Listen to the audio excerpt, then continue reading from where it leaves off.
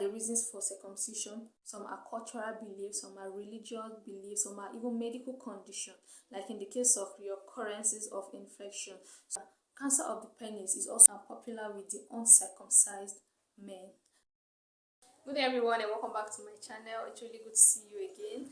So today I'll be talking about the uncircumcised penis and infection, or the infection that is associated with the uncircumcised man or penis. And the first infection I'll be talking about is the balanitis of phimosis. This is a common infection that is found generally in the men that are uncircumcised.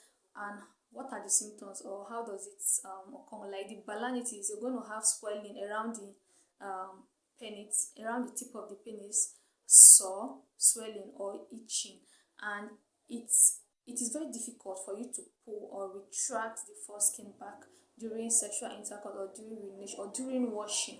So these are the symptoms of balanitis of phimosis.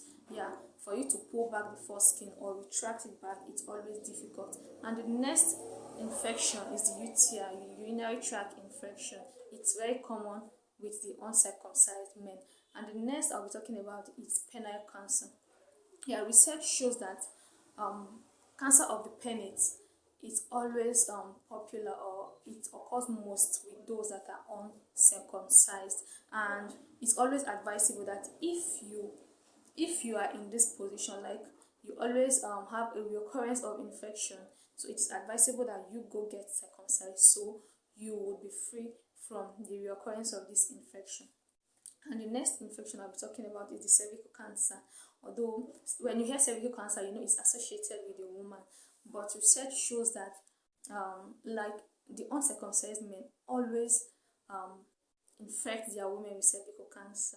Because the foreskin there can pile up germs, it can pile up some unseen bacteria, and then put it into the woman. So in that case, it will result to cervical cancer. So research shows that the women or the wife of the uncircumcised men are at a higher risk of cervical cancer. And also sexual transmitted infection. It is shown that the uncircumcised men are at higher risk of contracting sexual transmitted infection, like the HIV/AIDS, the trichomoniasis, even syphilis. So it is advisable that if you are uncircumcised, or pay attention to your personal hygiene.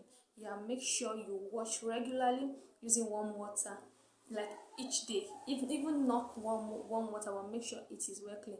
Avoid applying deodorant around the foreskin or perfume. Make sure you wear a loose or cotton-like panties or boxers that will allow the penetration of air to avoid the accumulation of bacteria. So on the normal ground, they have no differences. The sexual performance of the circumcised or uncircumcised are always the same.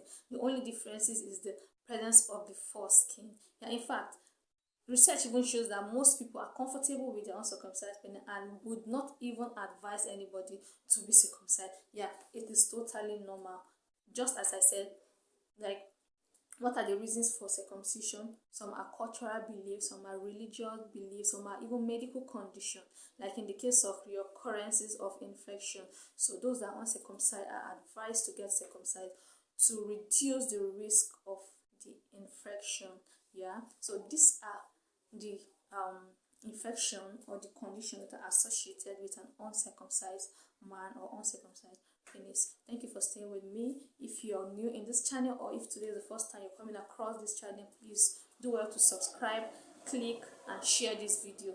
Thank you, and see you in my next video. God bless you.